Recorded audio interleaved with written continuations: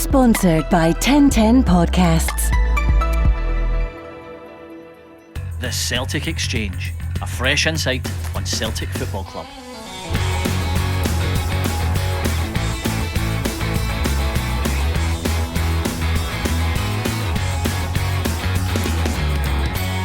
Welcome to episode 28 of the Celtic Exchange. This is Tino, and today I'm joined by Miff and Chris.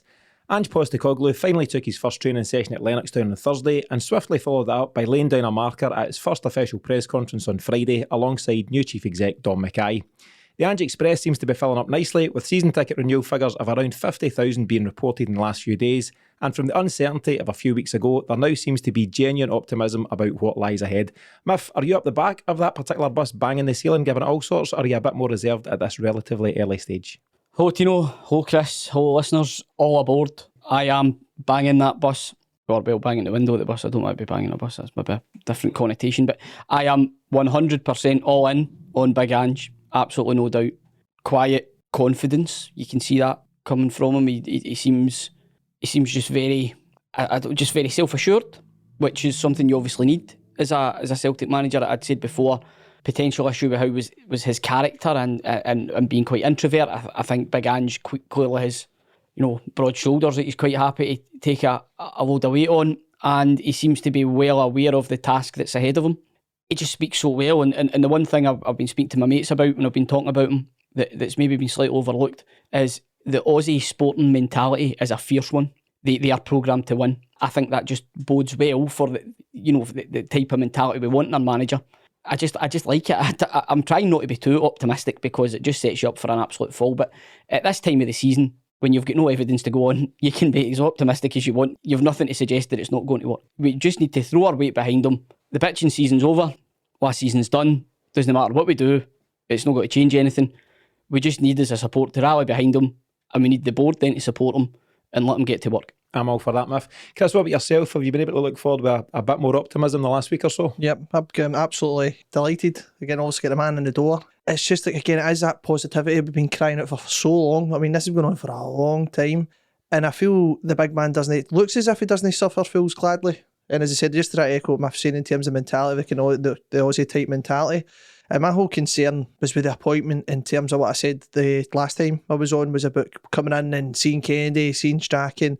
There's a few questions were obviously raised, and in terms of what the backroom staff's going to be like. But he's come in, he said he's going to have time to assess. It's not a case this has been forced upon him.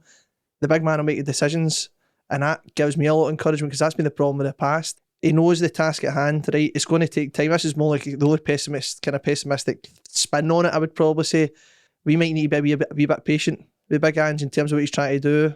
And that's a big thing for Celtic fans to maybe try to swallow. But I'm all aboard. Again, just need to get with it, and hopefully Big man can drive us to success. Yeah, and obviously Friday was our first chance to see Ange and Dom McKay together in their first official press conferences. So there was the mainstream media event first, followed by the fan media event. Plenty of headlines have come out of both, and we'll discuss them in a bit more detail. But overall, first to yourself, Miff, what is your first impressions after having a chance to listen to both guys on Friday? Well, what I did notice was there was a lot of kind of loving looks for Dom towards Ange. I don't know if you've seen some photos, man. It almost looked in awe him at times. Find someone who looks at you like Dom looks at Ange. It was lovely. Kind of half expecting them to rock up at the Queen Vic as the landlords, man, Dom and Ange. It's hard to say. McKay, I think, comes across well, but he's for the corporate world. Even though he's a Celtic fan, he's been Scottish rugby, salt and sauce. It's a completely different world he's coming into at Celtic. And the fan base and expectations are completely different for what he'll be experiencing at Scottish rugby. I think what he's did so far is he's did well, and the thing that impressed me most about Dominic McKay, through everything that he said, he kind of reaffirmed nobody wants Ange Postecoglou to be more successful than him because he's brought him in. It looks like McKay really has genuinely identified him. See, from the way he spoke about him, from the amount of homework he's done on him, just the way he talks about him suggests that he really did. This wasn't a kind of second choice City Group type thing, that it was a legitimate second choice if Howe said no, and that Postecoglou will get a blank canvas because McKay needs Postecoglou to succeed. He's chosen him, he's brought him in, he wants, just like the fans, Postecoglou to do the best possible job, and as a result of that, he will get a blank canvas when it comes to recruiting his own staff, and also how he spoke as well about how the recruitment would look more broadly, and looking at the likes of Sevilla and Brentford as potential examples of that. I like that.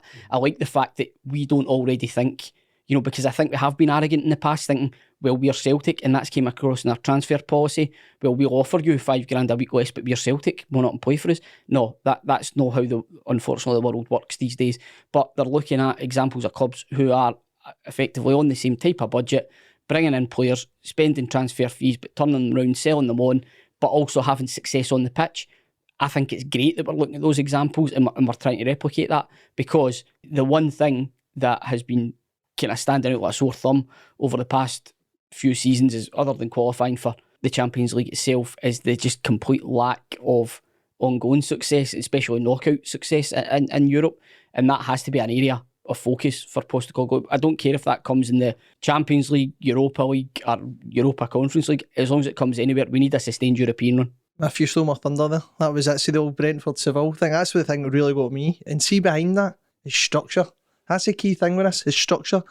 And if you get it right, you're not going to get it right all the time. Right, don't get me wrong, but if you are planning a structure in place, then great. And I think arrogance has been, I think we have been arrogant over the past few years, and it's worked for us sometimes, and sometimes it hasn't. A lot of the time hasn't worked for us.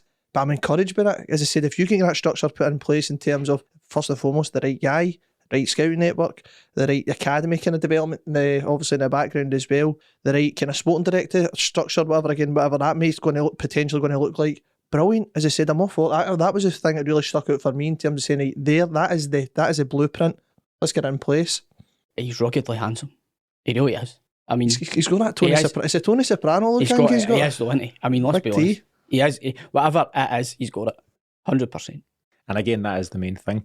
What we'll do is, you've hit a couple of good points there, early bells, lads, but what we'll do is, I've plucked out actually a few of the really strong quotes from the events on Friday. So a couple from Ange and a couple from Dom. Really good to get your own guys' thoughts on it. But overall, I think the impression, certainly, from us in this room and otherwise, wholly positive. Some really strong words. And don't get me wrong, words and actions are very different things, but so far so good, and first impressions have been pretty strong from the two. So what I'll do, first quote will be one from Ange. So this one, first of all, it's in response to a question about who will be supporting him and his role at the club. So I'll give you Ange's response. Okay, so Ange says, there's definitely going to be a change in the way we work, the way we train, and in the environment, and the people who will be in that environment are the ones who I think can drive us in the direction I want to go. I'll make those decisions in the next few weeks once I get a good idea of the people who are already in place. But you can be assured the people who will be working with me will be pulling in the same way as I am in terms of the kind of football we want to play and the kind of football club we want to be. Chris, on to you first. What's your take on that? I think that's brilliant. Breath of fresh air. Everything I'm looking to hear from my manager at the moment. Problems in the past, there have been decisions that have been made for the manager. It sounds as if the big man's got the autonomy to kick on and drive it in the right direction. It doesn't matter how good the football is, it will be judging success, the big man. So again, he's saying the right things for me. It's time to deliver. And obviously this is in response, people haven't mentioned the names, but it's really about Gavin Strachan and John Kennedy and what their involvement will be. As you say, Chris, it seems he's saying that he'll decide. So it looks like he's going to take a look at John Kennedy and Gavin Strachan over the next couple of weeks and then make a call from there. Whether he keeps those lads on and brings others in, or he moves them on, any number of things could happen. What's your take on it, Miff? What's your summary of that?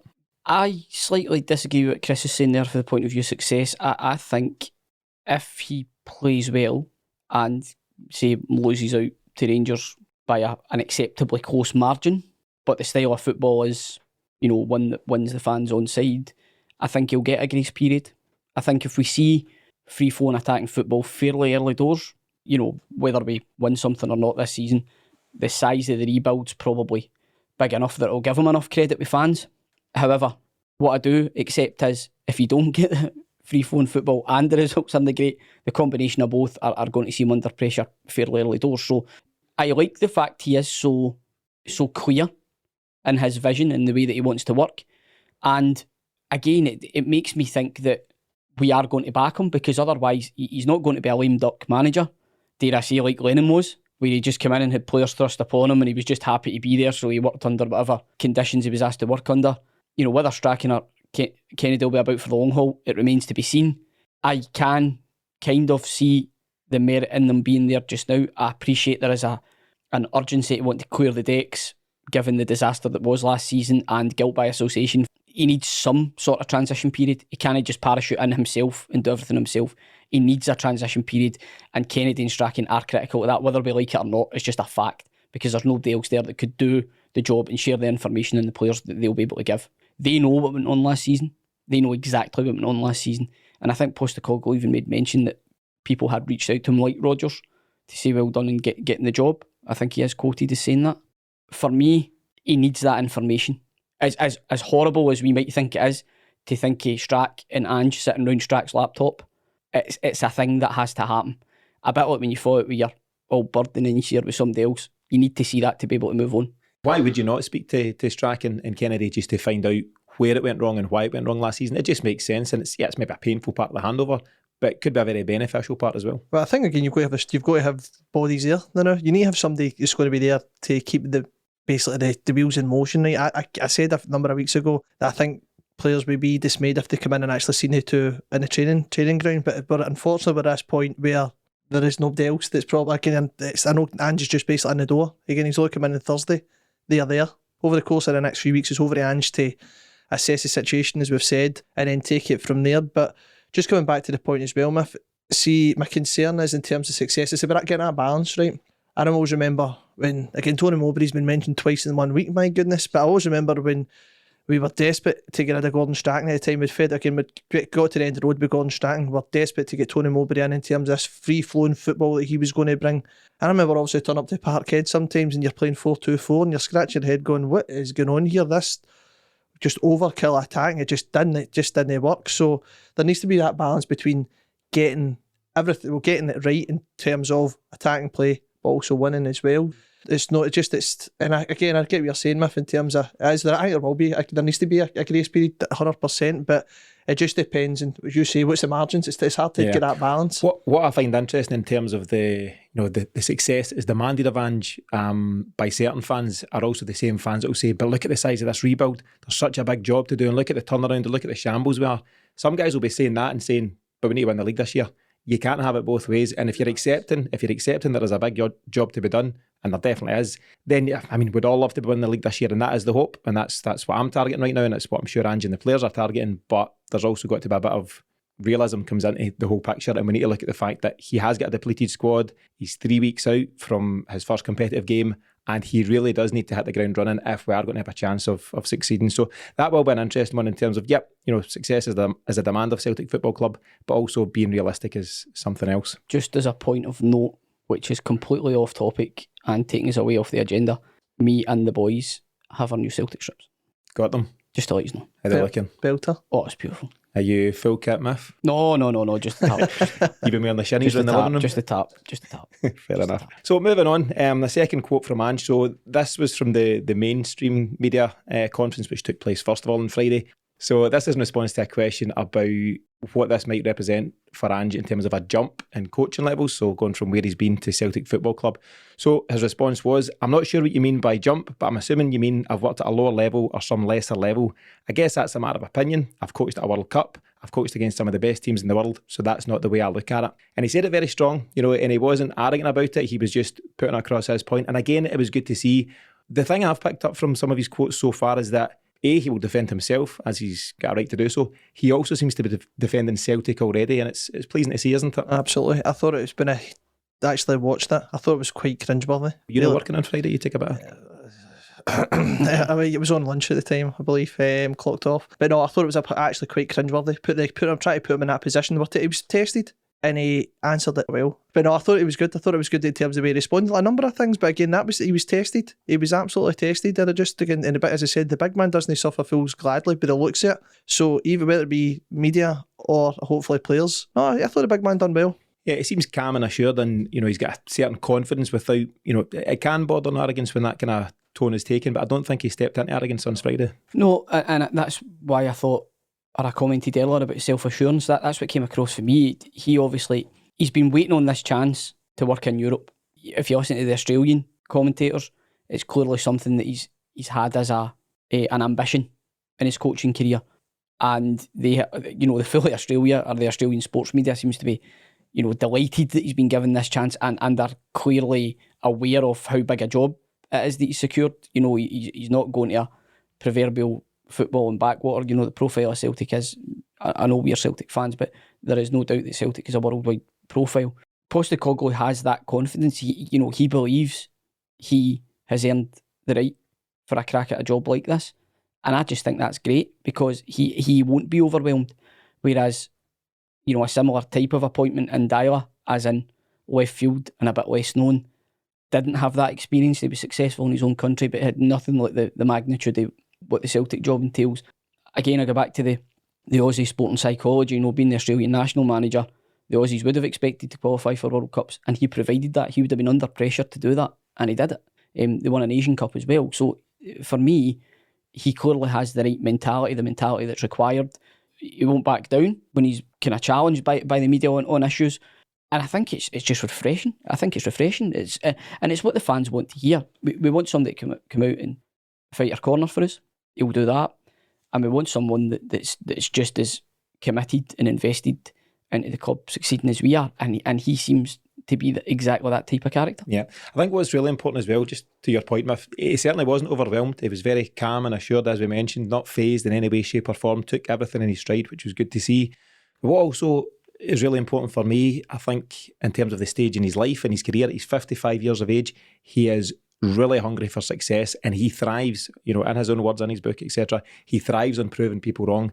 This is potentially the biggest move of his whole life, his whole professional career. And obviously he's been to World Cups and Asian Cup success and different things. This is a different chapter altogether, and nobody will be more desperate to prove people wrong than Ange himself. Yeah, but see, I was just going to go on that, Tino Perez, great timing. Age profile, again, I know baby ageist in terms of being 55, but again, he's coming in at the right time, and he's no, let's just say in terms of Brendan Rodgers or an Eddie Howe, if that was the case, in terms of one eye going down south. This guy's here, and he's here to actually prove a point, as you're saying, Tino.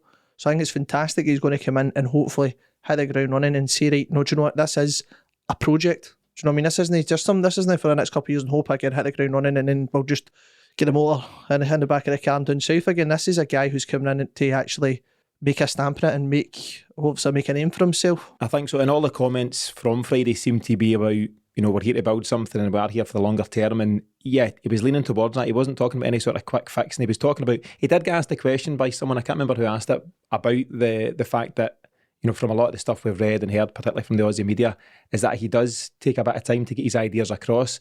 And his response to that was something along the lines of, it'll take as long as it takes, but what people always remember is success. Wherever he's been, he is successful. And that doesn't sound like a guy who's going to come here for 6, 12, 18, 24 months. He sounds like he's a guy with a bit of a vision. And the good thing is, and the really important thing is, him and Don McKay seem to dovetail nicely. They seem to be on the same page with a lot of their chatting at the moment. It is chatting, the proof will be in the pudding, but a lot of suggestion about, you know, strategy and moving forward and being best in class in various things. And that's just really encouraging, isn't it? I think that's where we want Celtic to be, is striving to be the best. I think world class was the terminology that Don McKay, we want to be world class on the pitch and off the pitch. So listen, that's a great start. If that's the way the head of the club's thinking, you know, the chief executive officer, great. If that's the way the head coach is thinking, or the manager, great. Let's aim for it. Let's go. Get to work and get it done. Get the fans invested. Give us something to believe in, and we'll get right behind it. And then there was chat for your man Leach this week that we'd all be back in the stadiums by the end of August. Happy days. You know, imagine that. Ange getting off to a couple of victories at the start, the place buzzing again. Everybody's happy. Just forget the last year didn't happen. Just obviously we've spoken about Don McKay and some of the positive impact he's had from Friday and spoken very well. I know he'd spoken previously, but it was a kind of shorter video piece just as Dom had landed, as Ange had landed. And this has been the first time, as I say, we've had to sit down with Dom and get some of his real thoughts. So what I'll do, I've got a couple of quotes from him. One is obviously leading on from what you said there, Miff, about world class. So this was in response to a question about the structure of the club and what that's going to look like moving forward. So Dom has replied, "My intention is to make sure we evolve and modernise the club. What that means to me is looking at every single part of the club, whether that's football, whether that's business, whether that's engagement, and making sure we're benchmarked. Are we the best we can possibly be? Are we world class in these areas? And if we're not, then let's become world class and go on a journey towards that. And if we need to enhance and bring people in, we'll do that." What's your take on that, Chris? Encouraging, but never ever again. Celtic we're always want to strive to be the best that we can be, and that's the mentality you have at a club at Celtic. And I think we've been probably a wee bit naive as probably supposed in the past few years to say, right, when we made probably a Rodgers appointment, we thought, no, we are there. That's the type of appointment that should be coming into place. That's where we should be aiming. But I think we have been a wee bit naive as a club in terms of some certain members of the staff having too much power in the club and it's not driving us forward. So I think he's looking at, again, referring to the whole Brentford and Seville kind of model, the structure needs to be right. So in order to be the best that you can be, you need to have the foundation. So that is fantastic. That's really, really encouraging to hear. But again, it takes a wee bit of time in order to do that. We need to, again, hopefully just get with it. It's encouraging, it's positive. I think as well, it's good that he's looking at all facets and all areas of the club. So he's not just saying, listen, the recruitment was poor last year or whatever. He's basically indicating that various sections of the club need to be improved. And it's his job as CEO to improve on that. The way that McKay speaks, as I say, he comes from the corporate world. He's got a tendency to slip into that type of jargon, which you can forgive him for because that's what he knows. He will be well aware and seems well aware of the fact that there is multiple areas for improvement within the club: communication, recruitment, general football and structure, and the playing squad. That latter part is the bit that's probably alarming me the most now, because it still seems like more are going to be going out the door than coming in before we play Mitchell. It sounds absolutely great. We seem to have dynamic, forward-thinking people in the right areas at the club now, i.e. CEO, head coach or manager, whatever you want to term, Ange. And it's now how we follow that up. It's like anything else, it's the follow through. Are you going to do what you say you're going to do? Again, I go back to the point, a few decent signings, and I was saying this prior to Ange getting appointed and prior to McKay taking the reins. A few shrewd signings, a packed Celtic Park, and the world will seem like a better place. Yeah, and it might not be too far away. And what we'll do, just to finish off this section, there's one more quote from Don McKay, which I think is important to cover. So he was asked, just in response to how his handover experience has been so far in his early few weeks at Celtic. There's also a suggestion as well, as you said, Miff, people were questioning how involved he was or not with the Ange appointment, and I think he's put that to bed as well. So I'll cover that here. So Dom said, I fully start on the 1st of July, but it'd be fair to say, like all incoming chief execs, you want to make sure you put your marker down relatively early, and I've been offered the opportunity to do that by the board and by Peter. Hopefully today's another small but simple expression of some of the things we're hoping to do.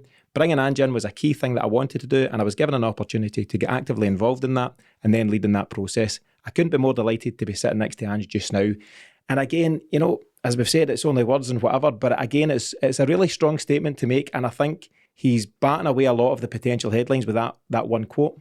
If you're Ange, sitting listening to that, how does that make you feel? Very good. So straight away, I think it gives Ange confidence that he's going to get what he needs to succeed. I think before the other manager that brought in, you've referenced Mowbray, I've referenced Dyer. We never really felt they were backed. I would go as far to say Lennon as well. Whilst Lennon was backed to a degree, there was also players went back out the door as well at high fees. I think specifically Tierney, Frimpong. You just get the feeling that this could and might be slightly different to what we've experienced before, because we've got a synergy between the manager and the CEO. Have we really had that before? I think Lowell done it with Rodgers to a point under duress, and then it fell apart because we had brought in a manager that had equal the ego that Lowell had. So they both kind of had to work with each other for success, but it then fell apart, and that's ultimately what led to Rodgers deserting. And now we have a manager and a CEO that seem very, very happy to be working together for a common goal. So bring it on. Yeah, they seem absolutely on the same page. I mean, how important do you think that is, Chris? Big time. The cohesion needs to be there in order for it to work. As Miff saying, it worked to a certain point or degree with Rodgers and Lowell, and then it just fell to bits. You need that. You need the communication. And I still think we need some form of technical director, a director of football, even in between them, because the two of them can't do it themselves. Whoever that may be, and I know there was obviously chat about it on Friday as well, but that's going to be vitally important as well. There needs to be the two of them can't do it themselves.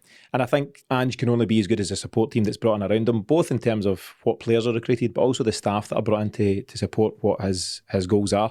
It was interesting, so obviously as part of one of those questions about structure, I think it was in the main media conference, he was asked categorically, is Gordon Strachan going to be the man? And he just put the brakes on that right away. And it's interesting, again, we touched on this last week, but Celtic Twitter was on fire last week about effing Gordon Strachan and what's that all about, and step back in time and everything. And we spoke about it and covered it in our show. But it turns out that it's nothing like the truth. And it's where we're at just now as fans, or some fans are getting very, very excited about anything that they can jump on, whether it's the latest tweet or whatever. And it's hopefully a sign that we can now move away from these times. And there's definitely some more positive headlines. And don't get me wrong, the club, and I think they're right to do so, went big on all the Ange quotes over the weekend and different things, because it was a very positive couple of events on Friday, and they're right to take out all the strong messages from that and carry them forward, and hopefully a bit more positivity can be seen moving forward. What is very interesting, so it's also very topical, is the fact that there was, as I'd mentioned, the mainstream media event first of all on Friday, and then a fan media event that took place afterwards, so both very separate. We were fortunate enough to be there at the fan media event, got a chance to put our questions to Ange and to Dom, and it was great to be able to be there, and there was lots of really good people in that room. What took the headlines, as I'm sure you guys have seen, is that the first person who was given the opportunity to speak, in my opinion, just got the tone of the event wrong, and I think he read the room wrong. He actually turned it into more of a statement, and it became a bit of a rant as it happened. So there was a few conspiracy theories in there, some chat about refereeing decisions, even some chat on Tony Mowbray, retrospective red cards, and all sorts of stuff. And don't get me wrong, some of these points may well be pretty valid, but I feel, as I'd mentioned there, it's the wrong time and very probably the wrong place for that. Don't know the guy well, but from what I do know, I do believe he's a very decent, very passionate, very committed Celtic fan. But as I say, I think he just got the wrong call there. He very possibly regrets his statement. He maybe doesn't. I'm not entirely sure. But the headlines from the fan media event have been based on that. And a lot of the mainstream media, well-known journalists, Tom English, Keith Jackson, Ewan Murray, they've all jumped on that. What's your take on that and how that's been spun since Friday? It's no surprising. First and foremost, I've been no surprised at all when I heard the statement. I knew they would cause a reaction, whether it be in our own support or other support, in terms of kind of sticking a knife in. Again, I think you're right, I don't think he's read the room right, and I thought the fan event was actually really, really good. And I think it's great that Celtic are actually doing that in terms of reaching out to the fan base in order actually to get us involved first and foremost, but also that hopefully take our comments on board with regards to maybe potential decision making as well. So I think it's good that the club understands the feelings of the support. It's hard to get a balance in terms of having individuals across there and try to kind of drawing potential lines, but as I said, it was just a wee bit unfortunate that again it was probably statement number one, because it does then kind of set the tone and then it's noise thereafter. A deal mix, but I'm no surprised at all. It's kind of quiet at the moment. Scotland are out of the Euros, drums up a wee bit of kind of debate, and it just kind of stirs the hornet's nest a wee bit. I mean, I think that the whole event overall is something like 50 minutes long, the recording, and as you say, Chris, there's lots of really, really good stuff in from various contributors, and it's just unfortunate that this one comment has been the one that's taken the focus. And for anyone who actually wants to check out the recording in full, that's accessible through our YouTube and our Twitter page, so you can see the full fan media conference, including the first statement, so that'll give you a bit of context for this. It does tell you one thing as well, though, which I think generally is a positive. It shows you that a lot of people think that anyone who's in the room at those fan media events are puppets for the club, and they've been told what to say and what messages to put out. It couldn't be further from the truth. Can only speak for ourselves, but we're not dictated to in any way, shape or form. And you can clearly see from question/statement number one of the event that this chap wasn't censored either, so that's a positive. Now, don't get me wrong, I think we all need to play the game in terms of how we approach these things, and I don't know if the club may speak to the chap separately, I'm not entirely sure. But we are given autonomy to ask the questions we want to ask, and I think that's got to be a good thing, but it's people of a Celtic mind asking those questions rather than some in the mainstream media who, quote unquote, are not our friends. How dare us peasant fans have the temerity to express their own opinion? I suppose what that does show is that the fan media is entering onto the radar of the mainstream media, so much so that they choose to mock it. They want to take, which is quite typical of them, take a 2-minute excerpt out of a 50-minute press conference and focus on what they regard as the one negative element of it, rather than, as you would expect quality journalists to do, look at the whole thing and give a balanced opinion on it. Should we expect any better from the individuals involved? I would suspect not. I think you'd mentioned Tom English, Keith Jackson. To be honest, they've been covering Scottish football for a number of years. They've made their money off it. They're quite happy. They're quite happy indulging in what I would describe as lazy journalism, so that's fine. However, like most things in life, if you don't like it, don't watch, don't listen. People love films. Love films. Me particularly. I don't like horror films because I don't like being scared. So do you know what? I don't watch them. Simple as that. You don't like it? Don't listen. Don't watch. Simple. Yeah, and that's a very valid point because, as I said, there's been backlash in a couple of different areas. So I suppose that's one of the backlash from the mainstream media, so the characters are mentioned, and I think they see it as a threat, and they've got their big budgets and different things, and fan media are coming at it from a different angle altogether. In our case, from a Celtic angle, we're getting access all of a sudden, and they don't like it. The funny thing is, the irony of some of Keith Jackson's stuff, he was first to slate it, first to slate the event, but the Record has since picked up some of the quotes that came from the fan media event, so they want the best of both worlds. Yep, and absolutely. And that in itself sums it up. And I've also seen, I know other podcasts are a bit more, maybe shall we say, high profile than ours, seem to have a bit more noise about them. And some of the individuals for certain podcasts have been invited on to the likes of Sky Sports News and other things. Do you know what I say? Good on them. Because we forever go on about if a game's getting covered, it's Ali McCoist, it's Chris Boyd, it's whoever else, or Craig Beattie. What are we asking him for? What do you ask Craig Beattie about Celtic for? After he gave it a big game when he scored for the Jambos. And rightly so, why would you? Still looks like he's got a coat hanger in the back of his shoe, didn't he? He always looked like he had a coat hanger in his t-shirt. You then bring in people who are passionate about Celtic, who put out content about Celtic most days, most weeks.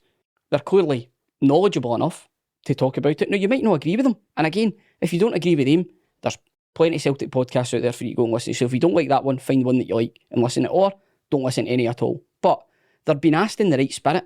They're people who are clearly passionate Celtic fans who have been asked on for their opinion on Celtic. Yes, they could say no. They could say no and say, no, that's not a route I want to go down. But for us, it gives us a fair reflection and a fair balance. They're not speaking for everybody. The same as MD from... even that's official from Celtic isn't speaking for everybody. The same as, Matt McGowan back in the day didn't speak for everybody. That's life. You won't get someone who speaks completely for every single Celtic fan. But I still think it's relevant, especially in the modern age where podcasts and fan media are becoming more prominent. We are asked for an opinion from sections of that media. I just think it's a natural progression in things. So, I understand why kind of old school journalists are threatened by it. They will say that they're not. Absolutely, they'll say that they're not because they'll think that we don't sound professional. I say we, but you know what I mean, because we're in that space that we or fans don't sound professional. I get that, I understand that. We may not be as educated as them. We may not have done the university courses that they've done, and that's fine. May not be able to articulate myself the way that they do. However, I've watched football for as long as they have, and just because they've got a degree in English or journalism doesn't mean they know more about football than me, or you. I think they're walking a shaky line here. I think what they should be doing is, like you say, they've used quotes from it, get on board with it, support it, and work in tandem with it, rather than just completely solid. Because I don't think that's very fair. Guys are giving their time, Celtic's their passion. To mock it, I think that's easy way out. I think you've absolutely nailed it there, Miff, because dynamics of the world are now changing. Social media is massive. And once when, in terms from a media perspective, this was come out, you got your news from the newspaper or certain channels, Scott Sport back in the day type stuff. That was where we got the kind of feedback from the club. That has now changed. There is a threat. They'll say there's no, you've already covered that, Miff. They'll say there isn't a threat, but it is. Because ultimately, we are, as supporters, are now there and getting the feedback first, and then they're using it for their, basically, to sell their papers, to get the clicks on social media type stuff. They're rightly so, they're going to be threatened by this, so they can't have it both ways, but they need to tread carefully. They should. I think, to get a backlash from the mainstream media is one thing, and as you say, if the very fact they're commenting on it means they're sitting up and taking notice. The other thing which doesn't sit quite so well is there has also been a fair backlash from other Celtic fans who are questioning why are they getting access and why is this guy getting access, particularly because of the aforementioned opening statement at Friday's event. And I can understand that, because fans will be to an extent cringing at that and saying, that doesn't sit well with me. But actually, if people take the time to, as I say, listen to the whole event, there's lots of really good stuff in there. And I'm taking us aside, there's also some really good commentators. And as you say, some fans will like what we do, which is great, and some won't, which is also fine. Find the media which is best suited to you and take that path. You just mentioned there, Tino, it's balance. Go and listen to the whole thing before you make a judgment. And again, if it's not your thing, you don't like it, absolutely fine. I do this just because I quite enjoy doing it.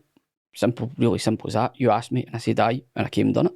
And I've actually quite enjoyed it. It came at a time when we weren't doing the best. We could have picked our timing better if we think about it. And but we've had a good laugh, and I've actually really enjoyed it. It's become part of my weekly routine, especially the bit that people maybe don't see is it happened during lockdown, but we were still able to do it. It actually was really, really good for me, just mentally being able to come out and talk. We got to see you guys. You were seeing different people and being able to talk about Celtic, because you felt really pent up because you couldn't get to the stadium and stuff like that. So for me, it's just been great, and we've received so much nice feedback for the people that do listen to us. what we're not trying to be is, we're not trying to be everything for everyone. We've got our opinions, we've got our kind of structure, our tone. That's the way we go about things. I say it again, if it's not for you, you don't need to listen. Nobody's holding a gun to your head to listen. We're just a bunch of Celtic fans talking about Celtic. I would like it to, like you would do if you were going in the bus or sitting in the pub talking about it. I think that's our style, that's how we come across. If people are going to be threatened by that, if journalists are going to be threatened by this, then they obviously aren't very self-assured in what they do. Yeah, exactly. I think there's some really good points in there, Miff. Also really happy that you're, I think you do this through your love of Celtic, but really pleased to hear that you're happy to do it for free because Gannon and the boys get weighed in. So might have known. So I thought that when Gannon turned up in the Lamborghini. Aye, so we'll have a chat about that on a separate occasion. So back to football and matters. We spoke about the structure and how that's going to look. And at the moment, no director of football, no head of recruitment. And I think that'll be really key to Ange in terms of who joins him. Because as mentioned, he seems to be a skilled guy. He's got the CV to prove it. But he can't do this all himself, can he? No, he needs to talk about structure, support. Can't do it yourself. Big Ange can't do it yourself. We need to get the model right, and we need to get behind them. See, the thing is, there is such a thing as a cult of personality, isn't there, in life? Personalities do drag people along, and you see it in various, kind of corporations around the world, different walks of life. And one thing Ange seems to be good at is getting buy-in. He seems to already have Dominic McKay completely bought into what he wants to do, which is great for us, because it suggests he's going to get what he wants. And what now excites me is the players coming back for the Euros, and then what we see from that. Do we see a reinvigorated Callum McGregor back to the, dare I say, the performance at Wembley was a sighter to see that Callum McGregor still exists. He's there. We just need to extract it back out of him. Dare I say, he might need to put his feet up for a couple of weeks because he must be absolutely knackered. Will Ryan Christie come back in? Maybe sign a year extension and give us a decent year and get us into the Champions League? Will Eddie do the same? These are all things that it can't be off the table, because I'm banking on Postecoglou to identify who he wants to keep, who he wants to get rid of, and all that action to happen pretty quickly. But the most important thing is, by all that, we need additional bodies in, as well as those guys to the side. We need those additional bodies in, and those bodies are players, but also staff as well, because I can't think for the life of me that the ongoing backroom team are going to contain Kennedy and Strachan for any length of time. I seen Big Mick was there as well. At his first training session, Big Mick was kicking about in the stunning new training gear. So, have you seen the new trackie? You seen the trackie? The trackie's a beauty, isn't it? Glad you had that in. You're first to trackie. If I let you have the shirt, you're not getting a trackie. Well, just by the tap. I just almost Zipper like and zipper. Well, it's a classic team look, isn't it? Celtic dad the fitba. And I'm calling myself a Celtic dad because I support Celtic and I'm a dad. Is that the qualifying criteria? Although it seems to almost just be like a middle-aged Celtic fan. It doesn't really, your paternity doesn't really seem to come into it. Middle-aged with questionable opinions, so that's definitely you, Miff. So. I'm in. Just another thing, just back to your points on Ange there.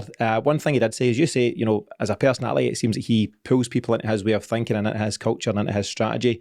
He mentioned something along the lines of some folk will join him on the journey and some won't, and some will fall by the wayside, and that's fine. And that sounds like one of the first things he'll be doing is working out the personalities. He'll say, Ryan Christie, if this isn't for you, no problem, son, and on you go. Edward, if you want to stay, let's work about it, talk about it and see if we can get you into the thinking. But I think he'll work out very early who his men are, and if you're not part of what he wants to do, you will be cast aside very, very quickly. And I think that's got to be a good thing. But as you rightfully said, Miff, additional bodies will be required. So one body who's been mentioned is 19-year-old Hajduk Split / Croatia under-21 central defender Mario Vuskovic, if I've got that correctly. Chris, do you know a wee bit about him at the moment? Done a bit of digging online, like many others probably have, and he looks to be a ball-playing centre-half. Decent stature about him. I was probably very critical of Stephen Welsh previously in terms of probably his kind of the stature as well. Probably a bit unfair at the time, but again, obviously quite sore after the Rangers game at the time. But again, I feel as if this boy has got the stature to progress to become everything we hope he can become in terms of the way that kind of signing that we make. Ball playing centre half, seen set pieces as well, actually can score for set pieces as well, so could be a shrewd investment. It could be. Miff, is the kind of profile that we should be targeting? So the fee getting mentioned is around about 5 million, 19 years of age, so the hope would be that, dare I say, we're working back to a slight Moneyball approach, but maybe it's a Brentford approach where we bring him in, we get maybe 2, 3 maybe even 4 good years out of him, and then sell him on for a massive profit. Would you be pleased with this kind of signing? Yeah, I mean, to be honest, I'd be pleased with any kind of signing now. I would have seen the merit in Sviatchenko, to be perfectly honest with you, in the sense of getting an experienced centre-half back in the door. The fact that I'll say gambling on a 19-year-old centre-half, listen, that's the type of money you need to pay if you want to get decent young talent. You know, how many similar types of profile player have we missed out on where we've not spent that type of money on them? You know, thinking of the likes of Tony and such. Even Hickey when he went to Bologna. You know, just pay the money and get them in. If you've identified them and you believe he's going to improve the squad, pay the rate that you need to pay to get him in. And, you know, for me, it's just simple. Gone are those days where we're trying to haggle right up to the last minute. Identify them, get them in and work with them. Yeah, I think too often we've done the £2.5 £3 million signing thinking they might be decent, they're a bit potential, they're playing in the second tier and all that stuff. This lad seems to come with high hopes. There's a lot of noise about him in Europe and he's been mentioned in various different reports in the last 12 months or so. He's a level above by the sounds of it. You know, he's obviously new on our radar, but he sounds far more like the thing and far more like somebody who would slot right into the team. And the thing is, so it's positive to hear news about this chap. We need maybe 3 or 4 of them, don't we? You throw in Aaron, we mentioned Aaron Hickey in there as well. I think that'd be another type, obviously going by the age profile, and then it obviously a wee bit more experience for us in terms of we know what the guy's about. So not arguing. I think that'd be a fantastic signing for us again. I think that boy has really got ability. When I seen him at Parkhead when it was one of the games towards the end of the season, he came in and he played against Karamoko Dembele, ran him ragged. He did actually, but I thought he played again. He has got a bit about him. He's 17-year-old at the time as well. He still has a bit about him, and he was just really good. You can tell again when somebody has got ability, it's just genuine ability there. You need to build his stature, wasn't he very big at the time, but he gave as good as he got with Dembele. And I think a year he's been out there. He's done again. I think he's done reasonably well at Bologna, and he's come out and actually mentioned it himself again. There is noise there. I think there's appetite there because I think he is a Celtic fan as well. So you need players. We need more than that. But again, I'm excited to be hearing that. And again, you're throwing Sviatchenko in there as well, Miff. Every day of the week for me. He's better than what we've got. It's also interesting that all these guys that you're mentioning here are defenders, and I think it's as good a place to start as any for Celtic at the moment. So you could potentially get Aaron Hickey in at left back, Mario Vuskovic in the centre, maybe alongside Sviatchenko. I'm less convinced by the Sviatchenko, by the way, lads. I know you two have got a bit more. No, what I'm saying is it makes sense. I'm not saying you would necessarily go out and sign both those guys, but potentially you might need to if Ayer's going to leave. And Julian's still recovering. One guy we hadn't mentioned that we seem to have been consistently linked with, I know we've been linked with every Australian professional footballer, but Matt Ryan, the keeper, was a link which I quite liked. I thought that would really solve a problem for us if we got him in. I'm not so sure about the Matt Ryan one in terms of I would like get him in, but to say the position with him in terms of he was Brighton, Arsenal and back again, I don't know what the kind of background is the story of Matt Ryan at the moment, so I would love to get Matt Ryan in, but I just don't know how that kind of fits in with. I just think he's a goalie that Ange knows and trusts, and that's really important for me. But again, as I say, we're talking here solely about goalkeepers and defenders, and I think that's really important. And I think any manager getting into any new club looking to stamp his authority and to make them better, the first thing you do is stop conceding stupid goals, and that can be done by signing quality defenders. I think some of the goals we conceded last year were criminal, and I don't have the stomach to go over some of them, but set piece concession and all that kind of stuff. If we bring in some really decent defenders, and that's the first thing we do, you'll keep a blank score sheet first and foremost, and then you can build from there, then that's not a bad thing. The other rumour at the moment, so obviously we've talked about left back Aaron Hickey, in the centre Vuskovic, possibly Sviatchenko. Right back is a guy who's been linked with Celtic before, I think back in 2019, George Baldock from Sheffield United. Miff, have you got any background on him? Well, just I know that how well he'd played in the Championship, and then in the season that Sheffield United excelled in the Premier League, and that was as part of Chris Wilder seemed to have that revolutionary idea which Steve Clarke adopted partially, was the overlap centre halves going in the outside of the fullbacks. But Baldock was a fairly critical part of that Sheffield United team that did well and was an attacking fullback, getting up the pitch regularly, creating chances, and again good profile in terms of coming from lower league, scrapping hard to get his move and then getting up to the Premier League with Sheffield United. So in terms of the profile, it would suit me. He's experienced enough. I would like that signing personally. He's a different type of sign as well. He's not the young potential. He's 28 years of age, I believe. So you'd be saying to him to just come in and do a job, wouldn't you? Experienced. So that would do for me. as I say, I like Doig at Hibs. I know I've mentioned him previously on podcasts. I would like us to move for Doig. I think he looks like somebody we could invest in. You would assume that Bolingoli, there's been absolutely no noise around Bolingoli whatsoever, so I'd assume he's got to move on or get shipped out. There's another club in Turkey have come in for him. Is it? Yep. So you would assume that will happen. You've got Greg Taylor who's there, and I'd be happy to keep Greg Taylor. I know he comes in for some stick for the fans, but I think he's decent. I don't think he's anywhere near as bad as people make out. Quite an easy scapegoat because he's a blue nose, quite simply. You're the one that keeps saying that. Is it? I don't know. I can't remember. Last season, such a days. Whilst he falls probably short of the consistent Celtic standard, I think he's a good guy to have around the squad. As we saw, I mean, I'm not saying for a minute Johnny Hughes would have made any difference last season, but he would have been a guy, again, having him around the squad and his experience would have probably been good when we were in our kind of lower moments last season. And I would class Taylor as the same, as long as he's not singing his Rangers song. Yeah.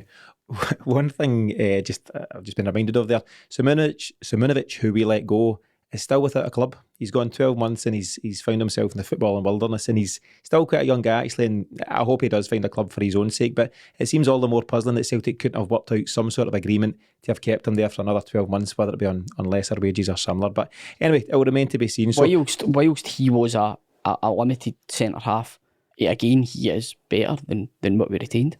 That's it. There's two ways to look at it. A, are they better than what we've got? And I would argue at the moment he most certainly is. But B, the other way we've also, I think, got to look at it as, can they improve us on the bigger stage? It's one thing saying, let's improve on a very average team from last year. You also want to kick on and make sure you're doing something, as you say, Miff, in Europe as well. And finally, just on that point, you'd have to ask yourself, why has he not got a club? Yeah, that's true. And there's, questions remain over his fitness and different things. But as I say, I hope for him as a guy that he finds himself back in football very, very soon. So just as we're starting to draw things to a close, Chris, where are you at in general terms now, just in terms of your levels of optimism compared to, two times, a week ago, and also compared to that Friday where we heard that Eddie Howe wasn't coming to the club? Where are you feeling in general? Let's just say I'm getting there. Now, I just the noise is the positive noise is good, if that makes sense. We've talked about signings. We've talked obviously about the kind of fallout from Friday as well in terms of from Dom and Ange, and it's all positive. It's good. Again, it's no, again, there was worries about club going in a certain direction about in terms of decision making and stuff like that. The big man seems to be in the building. He's the one that's going to be making the decisions. There's got to be cohesion between him and the chief executive. It's positive. So the noise is good at the moment. So long may that continue, but the proof again will be depends how this is going to be delivered. And it's, again, I just keep my fingers crossed for the big man. As I said, he can just get it right in terms of get winning. Smith said that the way that I look at it, and this is from a positive. Like, I'm just looking at the next 2 months. A full Celtic Park with a couple of wins stands as a good stead going forward. So that's the way I'm not really hoping. I've not got much hope for the Champions League qualifiers. I'm going to put my hands up and say that now. It's definitely far too soon. Again, I know I really should be writing that off, but my expectation over the next couple of months, domestically, get the players in, get the coaching structure in, get Celtic Park, get fans back in seats, and you'll see a difference in Celtic. Yeah, it'll all look very different if that's the case. What about yourself, Miff? I think we're going to win the league by 20 points and win the Europa League. The Europa League? Yep. Are we not going to make the Champions League? Not this time around? No. Ange's got to deliberately give that a buy.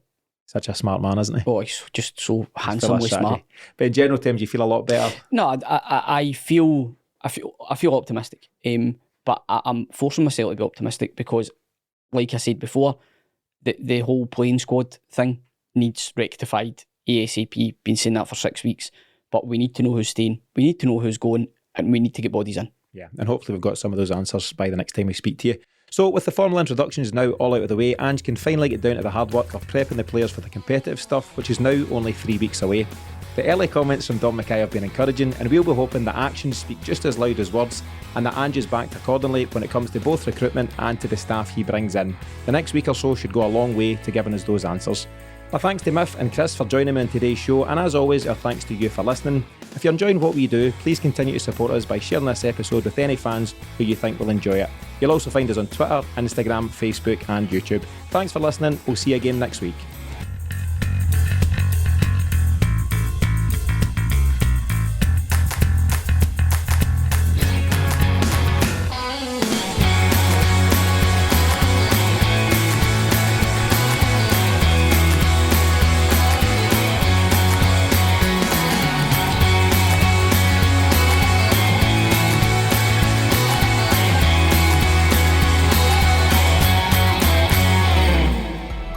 Sponsored by 1010 Podcasts.